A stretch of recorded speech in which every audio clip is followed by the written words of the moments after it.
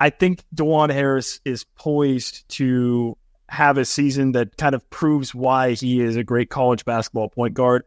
I think the pieces are in place around him that will allow him to play how he wants to play versus maybe last year where he felt like he needed to do more things that maybe wasn't necessarily suited to him in terms of like what he's strong at. So I get the sense based off these exhibition games that I think DeJuan Harris is primed and ready for a major season. And when I say that, I don't mean like he's going to go out and score a bunch of points. I mean, he's just going to be the DeJuan Harris we know he can be at the highest level.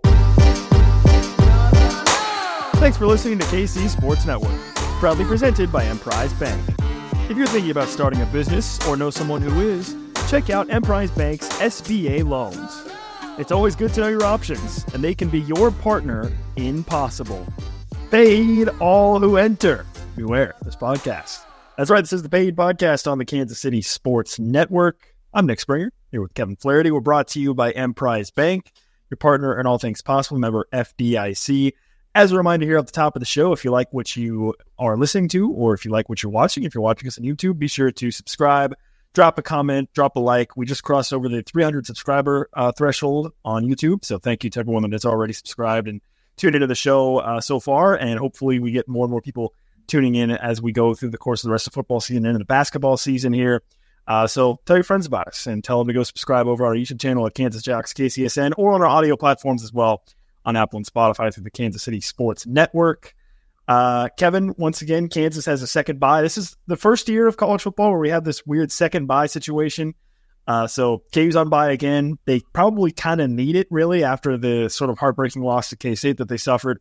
If you missed our conversation on that, you can go and check that out on our previous episodes and our instant reaction to that game, as they'll have a bye week before they get ready for Iowa State coming up on next Saturday, November 9th. So the bye week for KU on the football side gives us a great opportunity to transition a little bit into some more basketball discussion because of the fact that KU basketball is going to be kicking off their season officially coming up on Monday.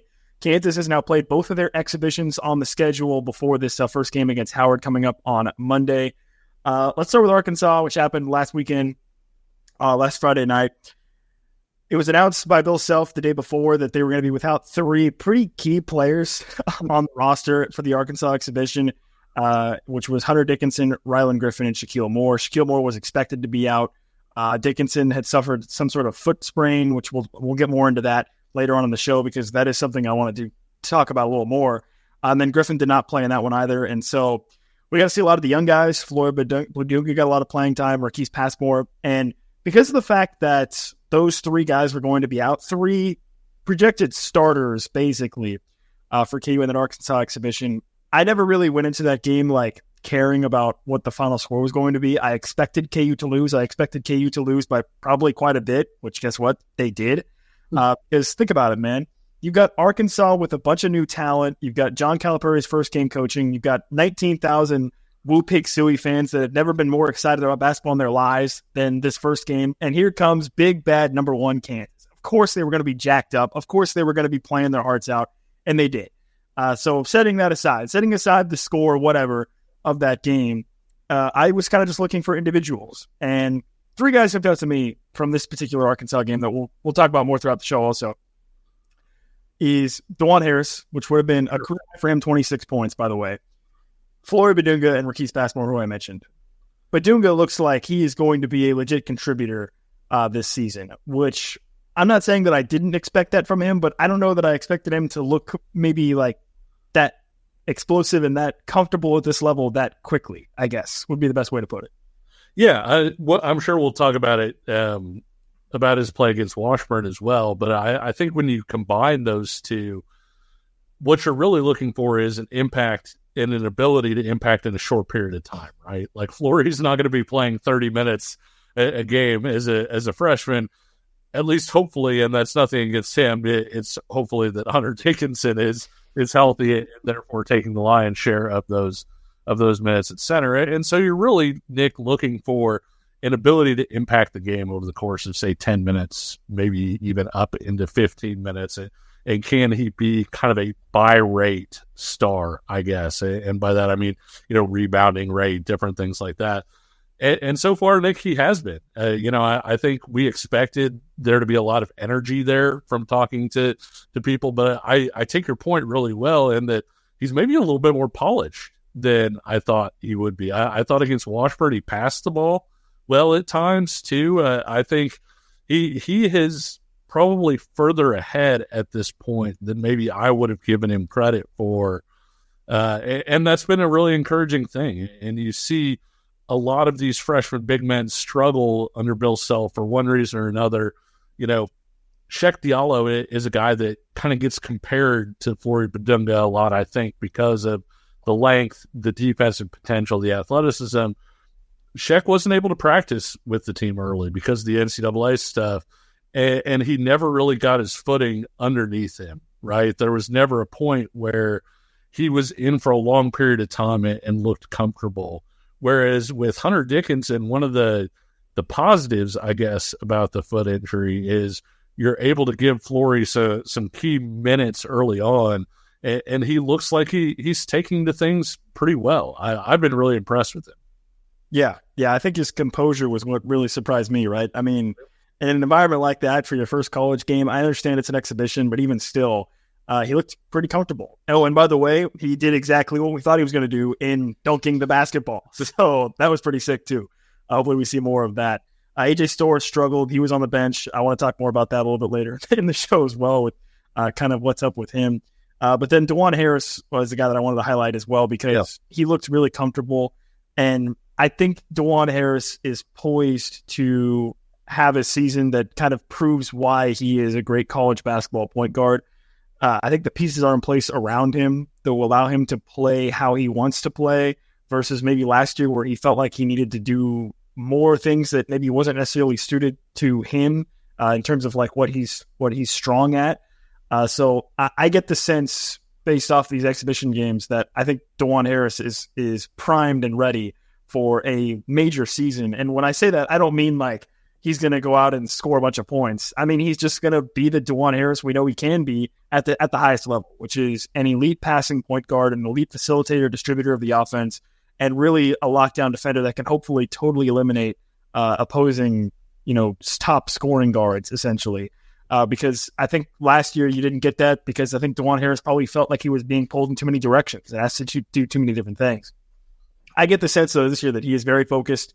And I think with the cast that he has around him now, with some of the transfers that Bill Self has brought in, I'm expecting some big things from DeJuan Harris. And I think it's not going to be necessarily things that are going to show up in the box score, but I think he's ready to have a major season this year.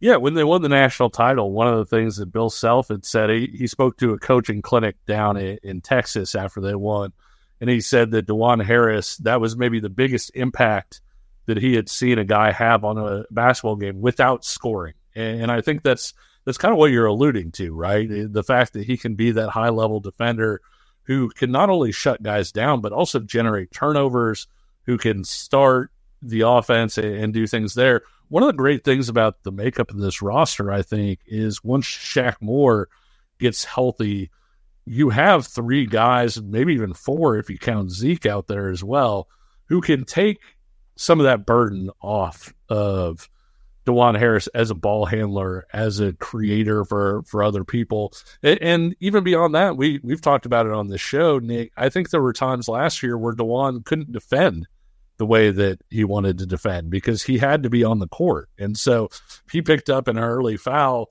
he had to be really careful because Kansas needed him on the court. And so it was kind of like, well, I could contest this shot or I could go for this steal, but I can't risk that foul. And I think with the increased depth, I'm right there with you. I think he's in a position where he can take more of those risks. He can be more the kind of defender that he wants to be. He can do some of those different things. He had a finish around the rim against Washburn too, which is a pretty nice thing to say.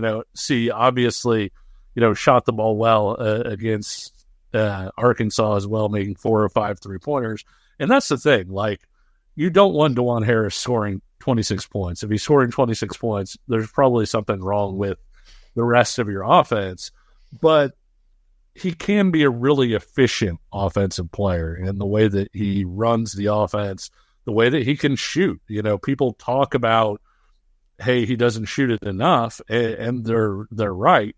But he's hit at least 38% of his threes in 3 of his 4 seasons. So he can be a guy that shoots when people slack off of him. Where I think he ran into some trouble offensively last year was just when things happened to other players, when they didn't have enough shooting, and he was forced to carry more scoring burden. That's not really who he is, but he is somebody that if he's out there and he's your number 5 offensive option, he can be really effective and efficient.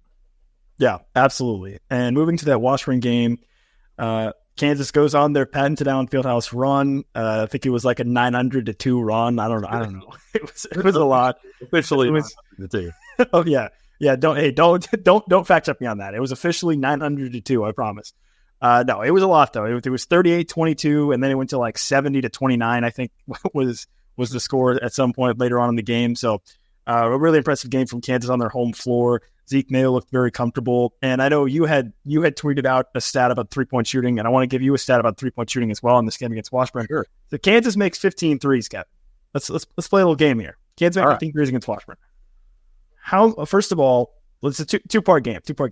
Number one, how many games do you think in 2023-24 did Kansas make double-digit 3-point shots?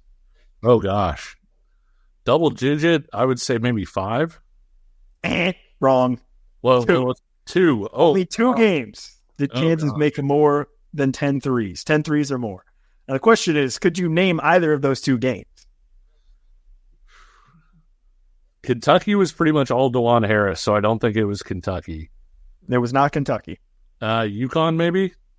Not UConn either. Oh my gosh. Yale? Against UConn, they made 9 threes. Against Kentucky, they made 6 threes. Yale, they also made 9 threes. They did have, I think, 4 games in which they made 9 threes over the course of the season. But it was kind of a trick question. I knew there was no way we were going to get this. The only 2 games in which Kansas made double-digit threes were their first 2 games of the season against NC Central and Manhattan. That was it. They never made more than 10 threes in a game after that. And they go out and they make 15 against Washburn. And the beauty of it, and I'm sure this kind of tees you up for your stat that I know you're going to want to talk about here, is that it wasn't all one guy. I mean, you had multiple. I mean, everyone's going to pay attention to David Coit because of what he kind of did, but you had 2 other guys make 4 threes as well in the game. Yeah. And the stat that I tweeted out was at the under 12 timeout. KU had 3 guys who had made at least 4 3-pointers, and so I tweeted out. I said, "Man, that feels like it would have been kind of impossible for last year's team." And so, being the person that I am, I looked it up, and it was in fact impossible for last year's team. Not just that, they didn't have a single game where 2 guys made at least 4 threes last year, and they only had 4 games total where 1 guy made at least 4 threes. And so I think that speaks to the fact that they have guys who can not only shoot it, but can shoot it at a decent volume as well. And I think, too, the other part of it, Nick, is we tend to look at the shooting part of it, but the ball movement was terrific against Washburn. And so I think they were finding open shooters in rhythm, and that's, maybe not even half the battle. That may be 3/4 of the battle. And so when the ball is humming like that, it's touching the paint first, which we've seen statistics that show, and Self likes to talk about it.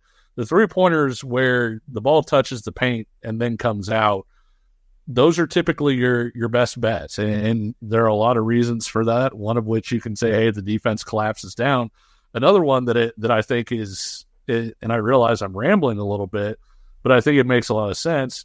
Nick, when you go out and shoot with friends and somebody's fielding for you, somebody's catching the ball around the rim and kicking it out to you. And so you're used to taking shots that way, where somebody has the ball on the inside and is getting it out to you. And so I think that's a lot more natural. But they have guys that can move the ball at several different spots.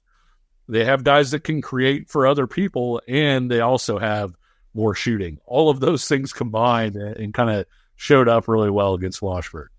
Yeah, look, is Kansas as bad as they were against Arkansas? No, obviously not. Are they going to go out and 30 ball every team like they did Washburn? No, obviously not. The answer is clearly somewhere in the middle. But where I do think, and to your point, kind of what you were touching on there, is I understand it's only been one game and it was against Washburn, but to me, this level of 3-point shooting from KU feel not 15 threes, not 15 of 33, but in the 9 to 12 made threes range per game, which didn't happen hardly at all last season very much. Yeah.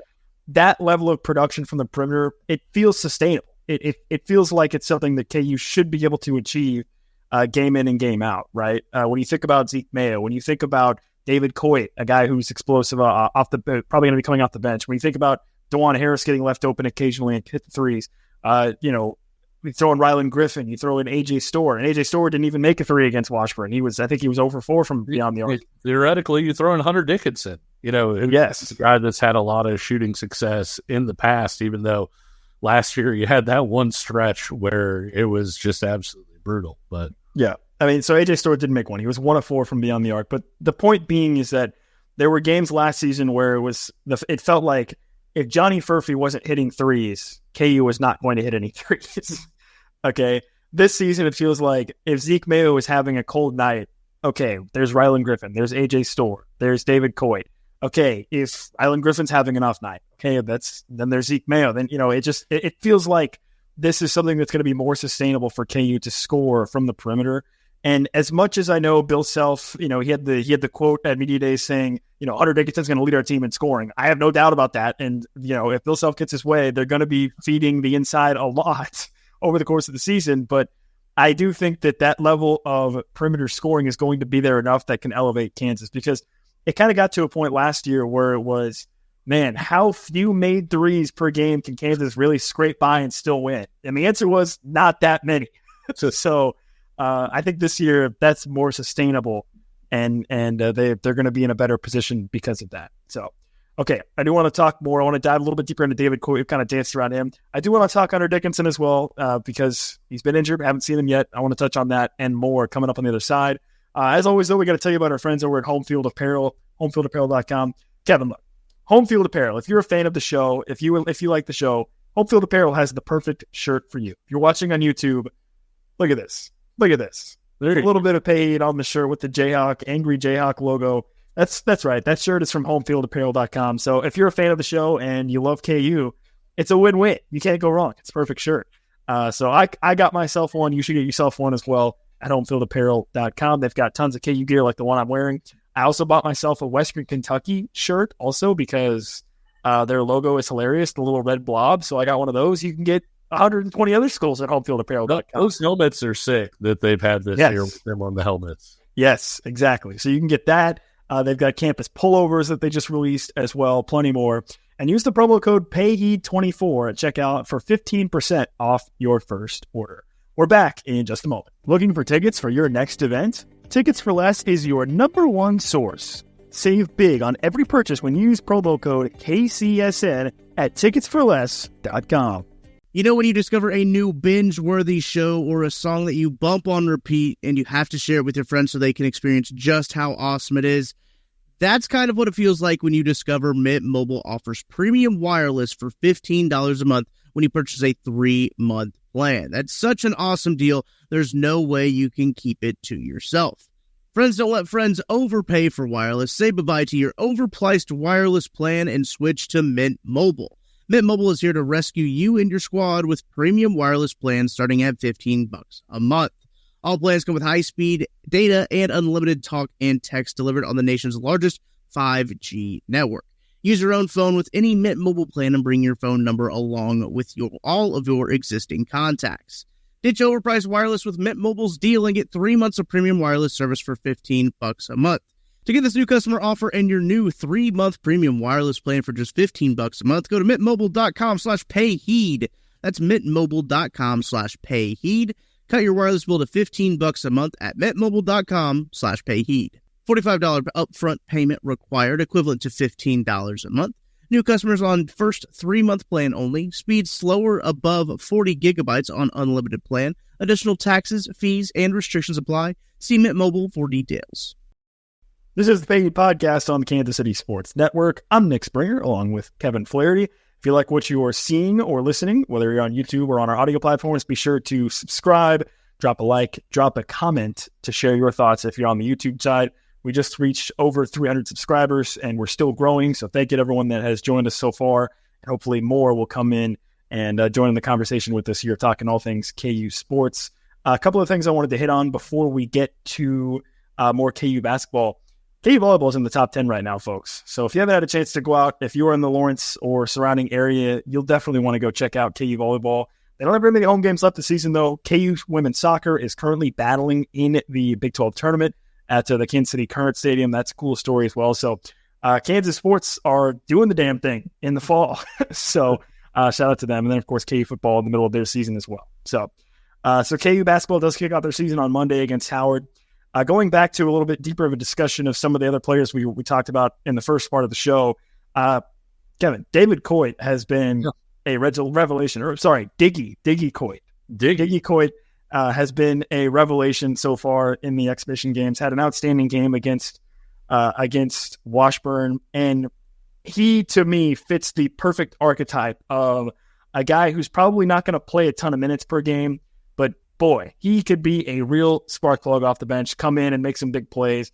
He talked about in post-game after the Washburn game that when he came here, he didn't care if he was only taking 1 shot a game or 10 shots a game. He just wanted to be on the floor. And I think it's going to get to a point where it's going to be hard to say, man, we need that guy. It's going to be hard to keep that guy off the floor, I guess is what I'm trying to get at here. Yeah, and I like the way he did it, Nick. In that, if you went back and kind of watched his tape heading into this season, I think there was some fear that there was going to be a little more hero ball to it, right? Like that he was going to be a guy who could light up a scoreboard, but was also potentially somebody that was going to take some shots that had Bill Self giving him the look and then looking to see who's next to him to pull him out of the game. I thought he was incredibly under control against Washburn. You didn't really see a quote-unquote heat check three-pointer until after he had already made 5 of them. And at that point, you got to take a heat check, right, just to kind of see where you're at. But in all seriousness, the other part, Nick, that stood out to me, and I'm interested to get your thoughts on this, with him being 5'9", I know that his defensive metrics were pretty solid, but I really thought, hey, this is where he's going to give it up. He's not going to be as good there. And, of course, there's going to be some matchups where his lack of size is going to get to him.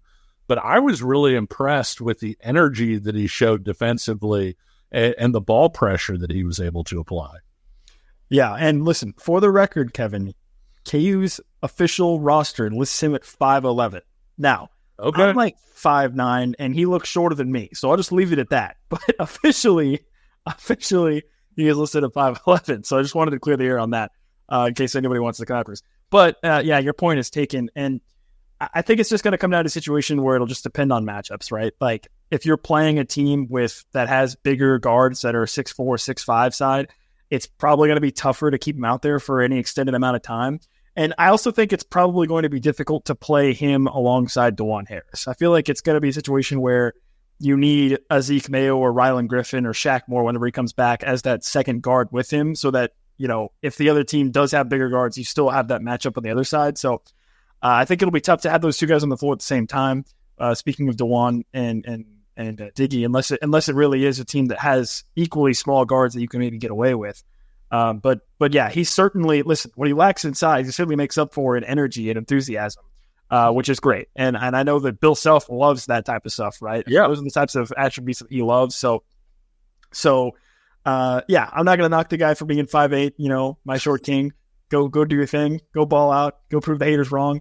And I also think that Coit is an eminently likable player from like a KU fan base perspective. I think KU fans are really going to enjoy watching him. And I don't want to compare him to Ernie Martin, but I think he might have that impact in some games where he just comes off the bench and just gives you 20. And then that's it. And then, the next game he doesn't maybe play as much, but he gives me that kind of feel sometimes.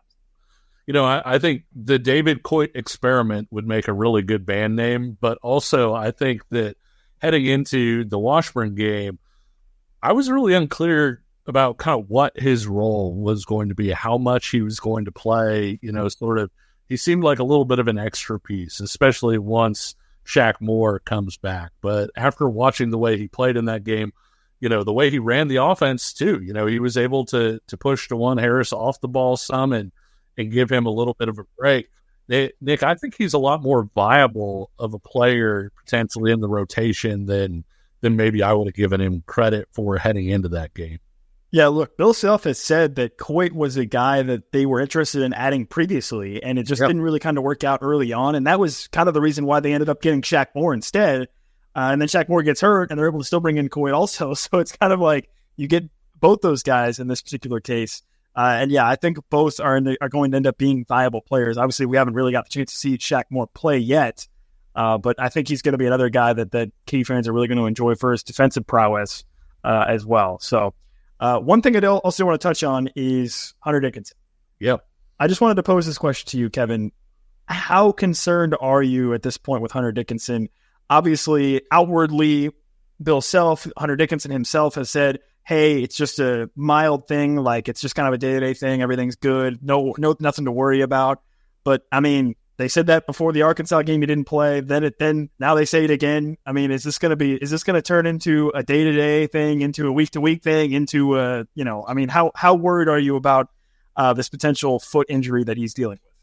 I'm an overly positive and optimistic guy. I think you would agree with that. I mean, I did make a bet on the Verbal Commitment podcast that KU football would beat K-State and then wound up having to wear a K-State hat for it. But there's something that, and I'm not a doctor, I'll be the first to say that, but there is something. I just play a doctor on a podcast.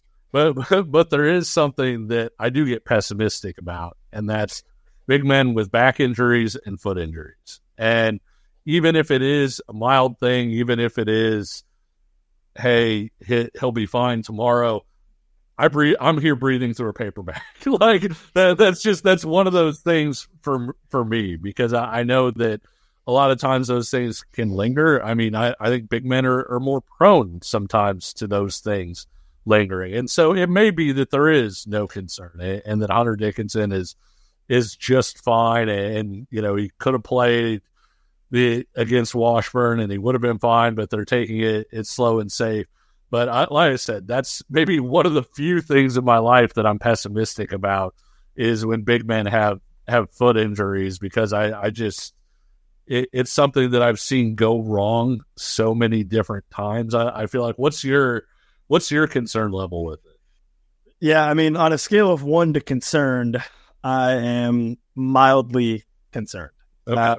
I'm definitely keeping an eye on it, and I mean, also, this isn't really fair to Hunter, but like from a broader perspective, I mean, look, in the recent history, KU has obviously had big man injuries that have really impacted seasons, right? I mean, you think about Doak, obviously not, he did have a foot injury one year, but he also had that wrist injury. You even go back to Joel Embiid, right? I mean, it's kind of been a common thread of KU to have big guys dealing with injuries. So that increases the concern level a little bit, but I mean, at this point, with how outwardly unconcerned Bill Self and Hunter Dickinson seem about it, I'm really not that worried. I guess the main thing is like, I'm just worried mainly that this could turn into a situation where it's like, he basically just plays the entire season at like 70%, right? Which like would be really unfortunate for KU, obviously. So that's my main concern. It's like, I'm saying I'm concerned because he didn't play against in the Washburn Arkansas game. But I approve of the steps being taken by KU in this particular. 100%. Like, don't play him, right? Because I want him to be 100% versus being 70% for the entire season. So that's my main concern at this point. We'll see how things play out. Obviously, I think KU is going to be in a position where there's, especially in non-con, there's going to be some games where they can probably play him less or not at all. But listen, on the flip side of that, KU's second game is against North Carolina. Then they play Michigan State. Then they play Duke. Then they play at Creighton. Like the non-conference schedule for KU is almost as brutal as the conference schedule is going to be for Kansas. So there's really not that many games where you can sort of like ease him into it. Like, it's going to be straight into it, right? Like if he doesn't play against Howard, then all of a sudden it's his first action of the season is going to be against North Carolina, right? So I don't know. I'm mildly concerned right now. Again, the main issue I have is just let's not have him play at 70% the whole season or whatever it may be. Yeah, I get that. And in one way, it's kind of almost instructive to look at what the football staff did with Jalen Daniels, right? And that I had somebody a couple days ago on Twitter basically say, hey, they made a huge mistake, in terms of not playing him more and the rust level that he started off the season with. And my counter to that, Nick, was, well, you're choosing between, does he start with some rust or does he risk re-injury? And I think when you look at those things, the way that they made sure that, hey, Jalen is going to be fully healthy, I think was the most important thing. And I think that's the important thing with Hunter Dickinson too, is if you need to be overly cautious to make sure that, hey, he's not playing at 70%, to make sure there's no re-aggravation, yeah, take a few losses in November and December if you have to. Just make sure he's there when it matters and he's ready to go when it matters. And so I 100% agree with, handling this thing with kid gloves, so to speak, and making sure that he's healthy. And like I said, there's no reason for me to be that concerned about it, but it's just one of those things where I see big man and foot injury and, it's just, I start grabbing my chest. So. Speaking of guys that need to be ready when it matters, AJ Storr did not play hardly at all against Arkansas, and it seemed like Bill Self was trying to send him a message. He plays more against Washburn. He ends up playing 19 minutes, only 2 of 7 from the floor, was 3 of 6 from the free throw line also for Storr, but he continues to be a player that is a bit of an enigma, and there were some comments from Bill Self about wanting Storr to be aggressive, but sort of in the right way, and maybe not those two not quite being on the same page necessarily on what that looks like. With AJ Storr, we know the type of ceiling that he has as a player, but we also know the type of floor that he could have as a player, which could be a guy that struggles on the defensive end, and which is obviously something Bill Self won't really tolerate. So I don't know. Message equals received ? For AJ Storr at this point with Bill Self, or how do you maybe see AJ Storr's role playing out over the early portion of this season? I don't know if it's been received yet, but I think that it's a message that Bill Self will continue to throw out if AJ Storr does not receive said message. Look, like you mentioned the defending thing, AJ had 1 rebound last night, I think in 19 minutes. That's another area where they've kind of been on him to be a little bit better is as a rebounder. And look, you want KJ Adams to not have to play as much. That was something Bill Self said at Media Day was, hey, we're trying to get some of these guys down where they aren't having to play 30 plus minutes a game. And the best way for KJ to not have to play those minutes is to have AJ have the ability to slide to the 4, whether it's 5 minutes, whether it's 10 minutes, and give KJ some of those breaks. You can't do that if he's not defending, playing with effort, and rebounding. Those are all things that he needs to do. And I think even beyond that, Nick, when you look at the way that AJ Storr scores, he wasn't a great shooter last year. He was a little bit inconsistent. He needs to get downhill and attack. I think that's more when he's at his best. And so I think that aggressiveness really needs to play out all over the place, right? He needs to be able to pick and choose his moments on offense, like you said. The aggression needs to show up defensively because he could be a solid defender if he really locks in and buys in on that end. And the thing is, a lot of times last year, I think there were guys around Hunter Dickinson who didn't necessarily rebound super well because Hunter Dickinson gobbles up rebounds like nobody's business. AJ Storr hasn't played with Hunter Dickinson yet. And so, to be out there and get 1 rebound against Washburn, it was a little bit better against Arkansas. I think he had 3 in that game.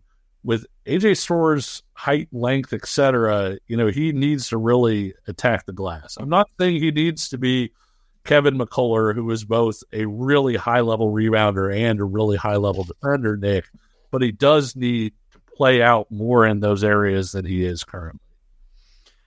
Yeah, absolutely. And again, I think we mentioned in our season preview, or at least I did, AJ Storr in a lot of ways could be the key that takes this team from an Elite Eight team or a Final Four team to a national champion, right? With his level of play, adding in him with DeJuan Harris, Hunter Dickinson, Riley Griffin, who had a really solid showing in his first game as a Jayhawk at Allen Fieldhouse for KU against Washburn. So, yeah, I think AJ Storr, to me, continues to be the key to this team reaching its maximum ceiling. I don't necessarily know that they need him to win like the Big 12 or make a run in the NCAA tournament. But again, I think he's the difference between KU making the second weekend and cutting down the nets for the national championship in San Antonio. So that's something to definitely keep an eye on as well. Kevin, any other takeaways you had from the exhibitions before we kind of transition here a little bit? It was nice to see Rylan Griffin and to see him out there and play as well as he did, and then to see Zeke Mayo kind of bounce back a little bit. He struggled a little bit against Arkansas, and so to see Zeke come out, he looked so smooth against Washburn and, moved the ball well. I thought moved without the ball really well, and I think he's a guy that really has a chance to relocate, find some openings that will enable him to use his ability as a shooter. Rylan Griffin, I think, is another guy that's going to be so important for this year's success, not just because of his ability to shoot it, Nick, but also his ability to be a really plus defender at that wing level. And so it could be one of those things. I'm right there with you with AJ Storr. I think he's the biggest X factor maybe on this year's team. But I also think if AJ Storr's stock drops, you could start to see Rylan Griffin's rise, and he could start to get more opportunities than he would initially. So Kansas does open the season against Howard at Allen Fieldhouse on Monday coming up.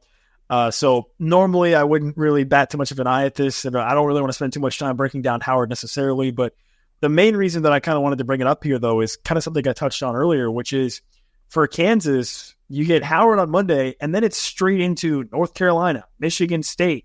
And then you get two teams in Oakland and UNC Wilmington that are both also perennial tournament teams before you go play Duke. So for Kansas, this Howard game is like really their last tune-up for the season. Like there's no other really easy games, I think, on the rest of their schedule, with North Carolina then coming to town later next Friday. So and Howard obviously was a tournament team last year. They went 18-17. They won the MEAC.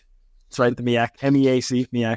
And this will be the last opportunity for Kansas to try to get things going before they do welcome in North Carolina, which is obviously I'm so excited for that game, Kevin, and I'm sure we'll talk about it next week as well. I mean, North Carolina coming to the newly renovated Allen Fieldhouse, coming to that environment, it is going to be absolutely bananas in there. It'll be crazy. I did hear reports that the sort of the HVAC air circulation in Allen Fieldhouse seemingly did not work very well for the first game against Washburn. So that'll be something else to keep an eye on, as if people are sweating in their seats going forward at Allen Fieldhouse. But hopefully, the weather will change with the fall, and it'll be a little bit cooler, and that'll help as well. So, that's about it. That's all I really got. Anything else you wanted to add here, Kevin? No. I think Howard has a chance to be, I don't want to say a challenge necessarily, but a team that can kind of keep them on their toes a little bit. And it's a nice kind of mixture between going to Arkansas and the other thing that we didn't really mention with Arkansas.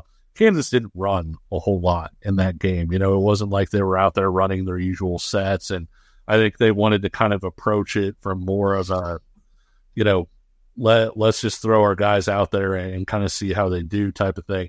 This game should be kind of in between the Arkansas game and the Washburn game. And so it might give us a little bit better indicator of kind of what to expect as the schedule starts to ramp up. Yeah, look, I did not mean to disrespect Howard. Okay. Oh, you disrespected Howard.